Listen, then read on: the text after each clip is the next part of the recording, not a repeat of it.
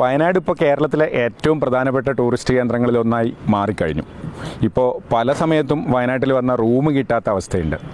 പക്ഷേ അത്തരം സഞ്ചാരികൾക്ക് സുൽത്താൻ ബത്തേരി KSRTC ഡിപ്പോയിലേക്ക് വരാം.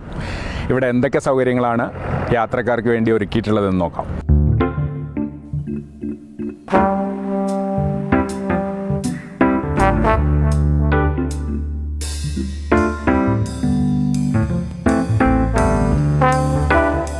ഈ ബസ്സുകൾ ഇങ്ങനെ നിർത്തിയിട്ടിരിക്കുന്നുണ്ടോ? ഇത് സർവീസ് നടത്തുന്ന ബസ്സുകളല്ല, ഇത് യാത്രക്കാർക്ക് താമസിക്കാൻ വേണ്ടി ഒരുക്കിയിട്ടിരിക്കുന്ന സ്ലീപ്പർ ബസ്സുകളാണ്. ഇതിൻ്റെ അകത്ത് നമ്മൾ വിചാരിക്കുന്നതിൻ്റെ അപ്പുറത്താണ് സൗകര്യങ്ങൾ. നഷ്ടങ്ങളിൽ നിന്ന് നഷ്ടങ്ങളിലേക്ക് കൂപ്പ് കുത്തിക്കൊണ്ടിരിക്കുന്ന KSRTCയെ കരകയറ്റാൻ പല ഭാഗങ്ങളിൽ നിന്നും പലതരത്തിലുള്ള ശ്രമങ്ങൾ നടന്നു വരുന്നു. അതിൻ്റെ ഒരു ഭാഗം മാത്രമാണിത്. വരെ യൂസ് ചെയ്യാം. അത് മാത്രമല്ല, ഇതിനോട് അറ്റാച്ച് ചെയ്തിട്ട് വളരെ വൃത്തിയുള്ള ടോയ്ലറ്റുകളുണ്ട്. ഒരാൾക്ക് ഒരു നൈറ്റ് സ്പെൻഡ് ചെയ്യാൻ 160 രൂപ AC ആണ്. ഐഡിയ ഒക്കെ കൊള്ളാം. മൂന്നാറിലും മറ്റും ഏറെക്കുറെ വിജയം കണ്ടതുമാണ്. പക്ഷേ ഇതിൻ്റെ ക്രെഡിറ്റ് KSRTC ഏറ്റെടുക്കേണ്ട.